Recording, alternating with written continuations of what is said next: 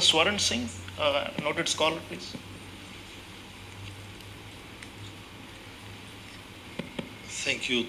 First of all, of course, compliments and congratulations for making 18th G20 unprecedented. Several firsts, dozens of firsts in 2023.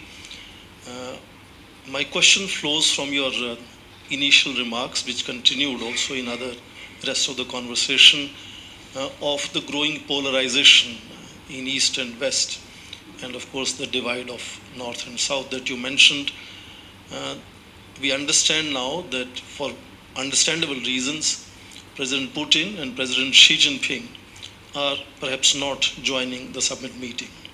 How does that impact the role of playing the bridge in this growing polarization and divide, especially when we have still 81 days? India's presidency continues for 81 days beyond the summit meeting.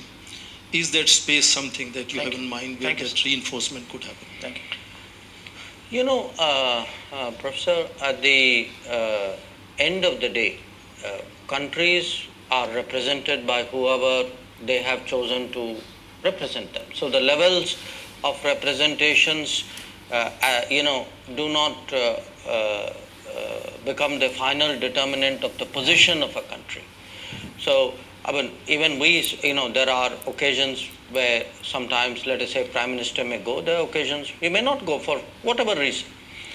So, I would say, rather than focus necessarily on who, which country chose to come at what level, the real issue is what position do they take when they come.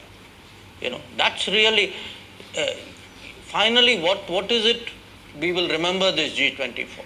We will remember this G20 for the outcomes it produced, for the fact that it suggested solutions or concepts or action avenues that were relevant to the key burning issues of the day. So, for me, what is really important is more the willingness and the I would say the enthusiasm of countries, the focus of countries to actually address these key issues.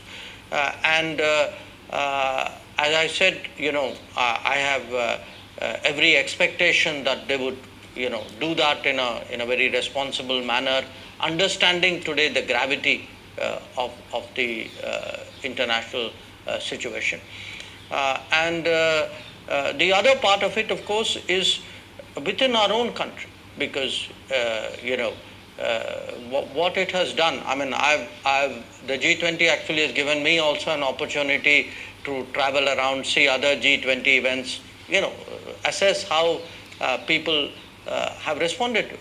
I actually have seen a huge spike and this, Professor, should be good for you, huge spike in the interest in international affairs.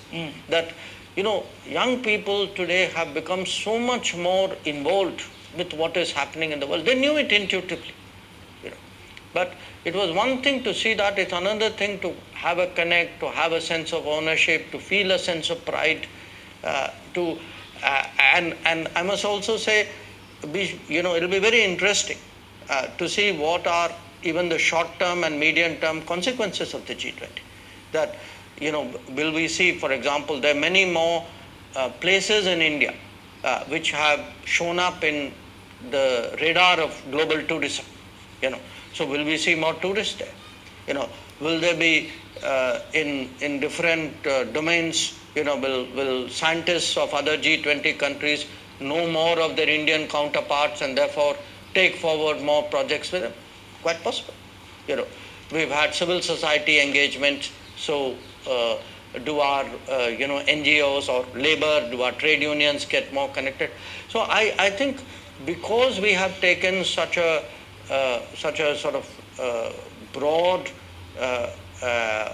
participative approach to G20, not only to the official meetings, even to the engagement groups, I think you're going to see a lot come out of this G20 beyond these outcomes. But I'm very confident, whatever the levels of representation that every G20 member will come to this meeting very, very seriously, very much in the mode that they have to make their contribution to what is an important inflection point today in global politics. Inflection